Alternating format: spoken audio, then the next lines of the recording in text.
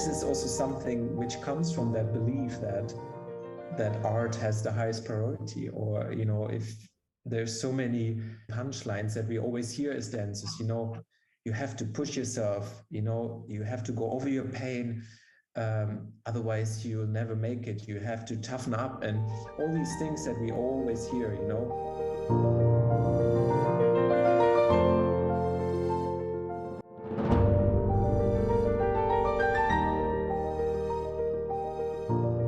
Hi, how are you? I'm good. How are you doing? I'm fine, thanks. Andreas, it's so lovely to see you. I've been seeing on Facebook and Instagram, you have been very busy since we last spoke, and I see beautiful pictures of you. But did you do a lot of dancing now in the past few months? Dancing? No. I mean, I appeared in the beginning of May, I appeared in a concert with Samuel Marinho, who's a male soprano, and he had a concert in Potsdam. Yeah. And we knew each other from before, and we always wanted to collaborate. And he basically, there was another format of the concert planned, but because of the restrictions, it became a chamber concert. And Samuel has actually organized everything himself, the whole repertoire.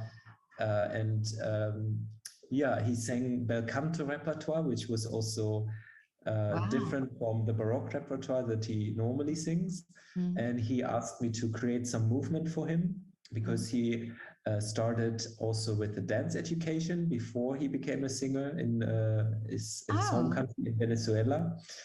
And yes, so I created movement, and then I decided to join for a very short, it was really a short appearance in one of the arias, and I carried him, I supported him a little bit as part of the storytelling. So that was the only dancing. Normally, I don't appear anymore on stage. So that was a it was an exception, and it was a pleasure to be part of it. And then also a solo that I had choreographed for the principal dancer from Berlin State Ballet, Yolanda Correa. We performed it also in the concert because he wanted to mix his arias with dance. So he invited Yolanda to perform. So that was a wonderful But isn't it amazing that this collaboration could happen? I think this is something that is so wonderful if the two art forms can come together and something like that, with the music and the singing and the movement. Absolutely. I mean, to be honest, to bring opera and dance together is probably one of my most important tasks as a choreographer. I mean, this is what I'm interested in, and I've done it before. I've done productions where both merge, which probably comes from my mother being was a dancer, and my dad was an opera singer. So maybe somewhere it's ingrained that the two belong together and create a holistic expression in the end. So for me, it's very natural to work that way. And that's a beautiful that you have that idea of your mom and dad being this, and then the two art forms coming together. I like that. Yeah. But tell me about what else have you been working on, and do you have something now in the new season? Well, right now I'm actually doing a wonderful project in Dresden. So I'm right in the middle of it, and it's a science/art project. And it's called Taming Our Trauma. And let's say it's a research project where we explore, let's say it's a model project of an organization called the Praetorian Art and Health Consulting, and the Dresden-based production company Tristan Productions. And basically we look for new ways to be creative in a non-abusive environment. And we look at dance-related traumas, maybe also personal traumas. We have 4 dancers as part of the team. We have 4 mental health experts monitoring. We have sessions with them, group sessions and private sessions. Yeah. So basically, maybe to put it very compact, yeah, we look at ways to create an environment in the dance sector that is non-abusive, so that, because if you look at the 3 pillars of health in general, we have the mental health, the physical health, and the social health. And in the dance sector, of course, the physical health is well developed with,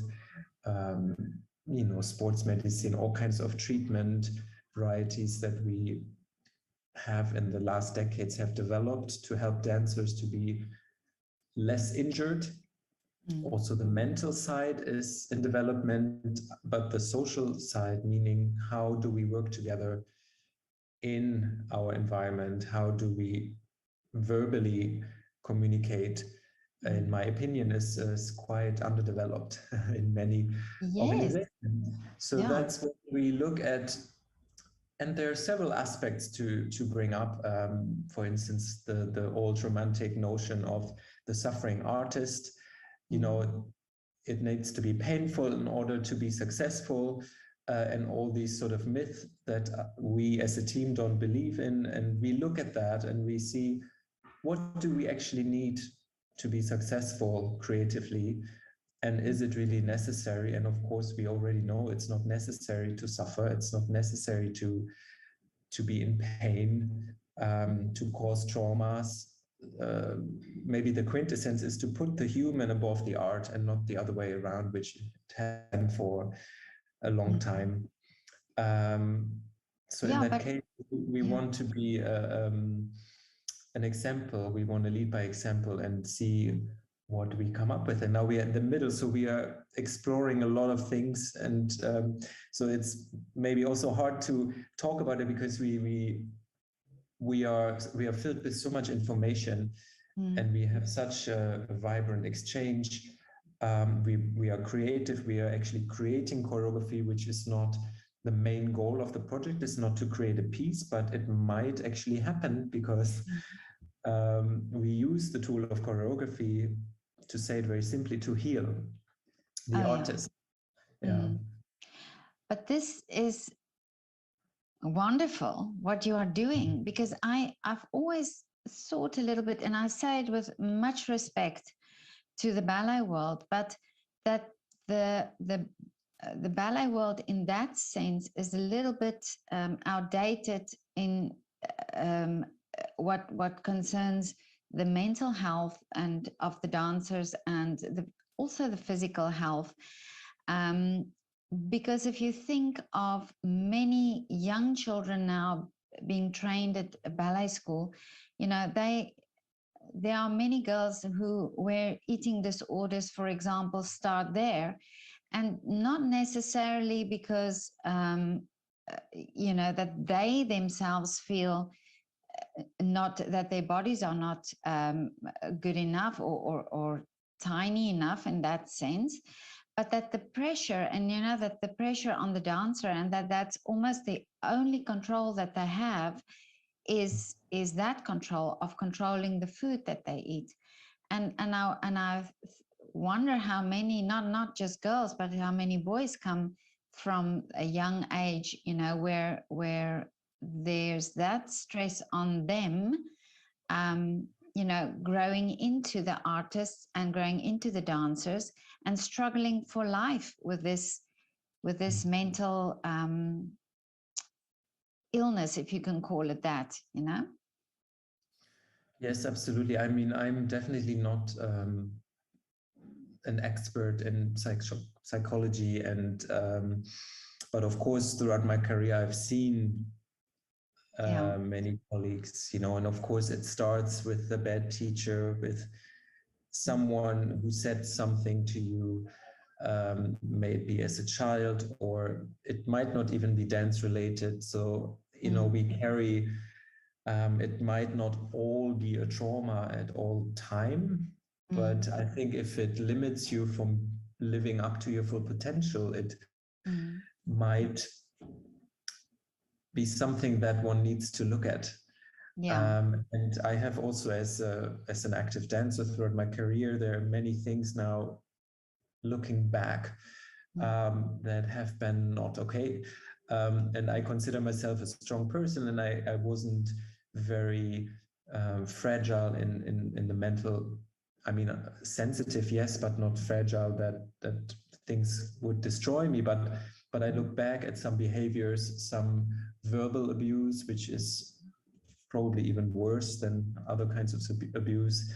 A certain way of communicating, the hierarchies, not necessarily that there is anything wrong with hierarchies, but the way that they are communicated. The way, I mean, things are also happening. It's not that dancers start to talk, they start to speak up. And this is also what we empower in our project. We empower communication. And, the hierarchies, I will always be the choreographer. There will always be a director. There will always be the ballet master or ballet mistress. But that is just sort of, we need this title, but how do we communicate? How do we want to work together? And I feel that some of the structures that now still exist, because this is how we've done it for such and such years, that it's not really coherent with our society and the way that we are changing as human beings. And we strongly believe that we don't need to create a toxic environment to come to successful results. So in that sense, we really want to build a new way of collaboration, of working together, and empowering dancers also, not only to speak, but to be a partner in the process. And of course, that happens already also in project-based productions, or in smaller companies, maybe also more in the contemporary direction. But still in big institutions with big classical ballet companies, I can still see a paradigm that is really old-fashioned in that sense. And I think even, and I say it's even wrong to say even, but in the classical ballet world, I think there's also a different way to work together. Well, if I can speak from, well, if I say personal experience, my daughter is a dancer, and she had an injury when she was young, when she was about 20, 21. And she was a year of dance, and it was actually from outside. It was not, it was, she got into contact with a sports scientist and a physiotherapist on her own, and away from the company. And she managed to help herself in that way. And of course, with the sports science, it was a totally different approach also to her healing and her rehabilitation process. And she still kept now, she has so much more knowledge and experience because of that year of working with the sports scientists and working with the physiotherapist who really, worked with her. But I do find that it's like you say now, is this thing where a dancer, when a dancer is injured, they sort of left many times to their own devices, and many have to stop because they haven't been fortunate enough to get to the right physiotherapist or the right sports scientist, or and this is something that I think is also a topic that ballet companies should raise, because of the physicality of the dancers and how important it is for them not to be helped after the injury, but to prevent the injury in the first place. Yes, absolutely. And of course, each country, if you look at different infrastructures and companies, of course, there are different systems. There are companies with, for instance, where I worked at the Norwegian National Ballet, they have a very supportive health team and connections to the Olympic Sports Center. So I always felt like there was a very great connection and support also with injuries. But then there are other companies where that is maybe not a priority. And then, of course, the problem of finances sometimes. But of course, I believe that injuries can happen, of course, when you're tired, and maybe also in creation when you try things. But the tiredness also comes from a mental state of mind that can also be related to how the community in that house works together. So I think it's all very interconnected. And I think with the right health team, with the right communication skills, you can prevent injuries. And of course, an injured dancer immediately feels, I mean, it can be as much as a lost identity, no worth. And some companies also maybe the direction they also give you that feeling that once you're injured, you're out and you're not useful to them, you know. So that is another problem also, that to maybe look, am I interested, or are we as a team interested in the artist only or in the human being? And this is exactly what my strong belief is, that in the first place there is the human being, and the human being should have the highest priority in an organization, because if the human being is injured, may it be on a physical, on a mental, on a social level, then you will not, well, first of all, the result will suffer, and the whole communication will suffer. So but this is also something which comes from that belief that art has the highest priority, or if there's so many let's say punchlines that we always hear as dancers, you have to push yourself, you have to go over your pain, otherwise you'll never make it, you have to toughen up, and all these things that we always hear, and that's what you ingrain, and that's what you believe. And if you cannot do it, you feel that you fail, which is, of course, completely non-productive in that sense, because I believe in the opposite. If I nourish someone, if we create safety around us, trust, then when these situations come, and injuries always occur, but then you will actually feel safe and you can heal. You know, and this is something, and I'm not speaking general, because there is a lot of development in some places also. I think the awareness is rising for this aspect. Totally. I think there are many directors also now have a different approach, and as you say, it's not everywhere, but this is something great that you are doing. I really applaud you for this, because it's so necessary. I think it's necessary from the ground level already, at the ballet schools, at the training, at the from a young age, and it's this old school, like you say, this old school talk of it's not good enough until your feet bleed, things like that. But tell me, just how did you start this? How did you come up with this thought of doing this project? So this is initiated by Istvan Simon, who is a principal dancer, freelance dancer, and his wife, Boglaka Simon Hatala, who is also the scientific leader of the project. And Istvan is the project leader, and they approached me with that concept. And I was immediately interested because, as we talked about last time, I'm doing my master's in arts and cultural management, and things have also shifted for me, the way that I look at the dance sector in general. And I get a lot of different perspectives now into the world of dance, also outside of the artistic vision of it. So when they presented that project to me, I was immediately sure that I would love to be part of it. And I was also grateful that they thought that I was the right person for it, to sort of have the artistic leadership over the project. And then we exchanged ideas. We have some great mental health experts, amongst them also Terry Hyde, who is also a former dancer from England. He's a dance-informed psychiatrist, so he focuses on dancers.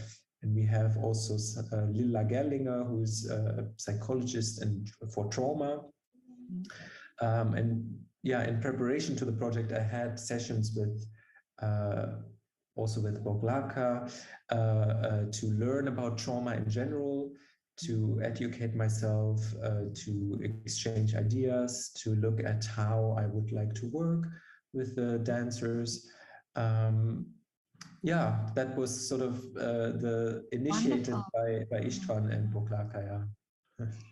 And how will you now move forward and rolling it out so that it's more heard of, or how will you now connect with other companies? Yes, so there is a lot. We have an open day next week on Friday via Zoom, an hour between 3 and 4 p.m., where we invite companies, all sorts of artists, everyone. We reach out to everyone to present a little bit what we do, to show a little bit of also the creative work, to talk with our health experts, and we open up for questions as well, so that it's also interactive. We reached out to several newspapers, media sources, so that we can also, through interviews, make ourselves visible. Yeah. And we discussed a few days ago how we proceed with the project, to maybe create more workshops in other places, to kind of, to create a community around us. That's actually our goal, and to grow the community so that we strengthen also a new way of working. Yeah, totally. I mean, I have two children in the ballet world, so I'm 100% for what you are doing. So anytime, if you want to use this platform, and if I can do an interview with somebody, or if you want to have a few minutes in one of your workshops, or together, that we can show something, please let me know. I would 100% support what you are doing. That's wonderful. Thank you. We are so happy about that. Yes. Yeah. Yes, and we feel also the dancers that are involved, because we have an exchange. Of course, every day we talk, we exchange our ideas, our learnings, our experiences. So it's a really how can I say it, a playground almost, also for us to try different things. And for me, for instance, as an artist, it's a wonderful opportunity to look at ways of creating choreography and approach it differently, because normally the normal circumstances are, okay, you have 4 or 6 weeks, there's a premiere date, this is the time you have, this is the rehearsal time you have, now just make it happen. And I know that I can work efficiently and quickly. And here it's a different setup, because the product is not required. So it might happen, but we have the freedom to explore. But I realized also within that setup, actually, in the amount of time that I have created a lot, even with spending time on exploring, on communicating, improvising, just talking, so it also shows me, okay, actually, even with a limited amount of time, I can still approach the work differently. So for me, it's also a wonderful way of seeing the value, how to approach an artistic product in a different way, that is more inclusive, that is more of a partnership between the choreographer and the dancers, to kind of also look, to question more, to involve them in a different way. And of course, this is also another aspect, that in so many companies, dancers are so used to following what the choreographer says. So the choreographer has this sort of high, is this high in this position, you know, of almost in the worst case scenario, like godlike creature. Everyone bows, and you know, which for me is so out of date. And I don't feel, I have never felt like that, because nothing happens. The choreographer is brings the idea, he initiates things, he creates a space, but then the dancers, they bring the whole essence with them, you know. So and it's like, how do you guide that? How do you get to that? And sometimes I'm discovering it's not just by putting steps on them or material on them, but how can I make this person, this body, find the essence, or portray that in a way and guide them towards being better, maybe as a person, as an artist, technical, or you know, whatever aspect it is. But and I've always thought that way, but this project kind of strengthens that idea and strengthens also that belief. So I feel that it empowers us as a team also for what we believe, and to communicate that also in other circumstances, in other setups. At least that this is what we hope will be one of the outcomes, that we will be able to bring that to other places and make a change, or start initiating a different way of thinking. Because that what you're saying now, the different way of thinking, it's almost like you have to break the chain, because it's you know, it's been taught that way, and then received that way, and then taught again that way, because it's how this person has been taught, that they then come and teach, and then that keeps on repeating itself until somebody comes and say, like you are doing now, saying we're breaking this cycle of, you know, the way it's always been done, and we are introducing a new way. And I think this is always the brave part, is to say, look, it doesn't have to be this way, and what you're doing, but you are introducing a new way. You're not just saying it shouldn't be like this, because I mean, a lot of people have been saying it shouldn't be like this, it shouldn't be, ballet shouldn't be taught like this, but nobody has come up with a solution and say, and this is what you're doing now, saying, well, it shouldn't be, but this is the alternative, which I think it's great. Yes, we believe that it's very important, and I can feel with every day that we work as a team, it becomes clearer and clearer that yes, we are onto something here. We are doing the right thing. Absolutely, absolutely. I'm so excited here where I'm sitting, to just, you know, to hear that somebody is doing this, and somebody is actually, you know, getting to a point and a solution. That is wonderful. This is so needed. So Andreas, you're in Dresden at the moment, and then how long will you be there? So we have another week. Next week is unfortunately already the last week. Then we will have completed 4 weeks. And then I will go back to Berlin. And on the September 7th, I think, I'm going to travel to Oslo, to Norway. Oh, okay. To revive an opera production, Tchaikovsky's Onegin, which premiered in January 2020. And they bring it back. And of course, for a while now, it was back and forth. Is it going to happen? No, yes, no, yes. But apparently, so far, knock on wood, it's happening. The flight is booked. So I'm going to be there for roughly a month to revive that choreography that I created for the opera production, which I'm looking forward to, because I haven't been, which is my old home. I've lived there for 15 years. Of course. I haven't been there for quite a while now, since January 2020, to be exact. Yes, so I'm excited to see what has changed there, because, not only because of the pandemic, but in general, how the company has developed there. Also, I'm excited to see my former colleagues. And it's also basically the first time I, step into an airplane again and go. Oh, really? Yes, travel Yeah. for work ever since the first lockdown. Yeah. Mm. Um, so this will be fun. Yeah. I I hope. think everybody is in such great spirits now. I think because things are happening again, and I think it's wonderful that it's, you know, that it came to this point now that things can happen again. So, um, but I'm very happy for you, and I wish you all the best for that. Thank you. And yes, please keep me updated about this project anytime. I would support it 100%.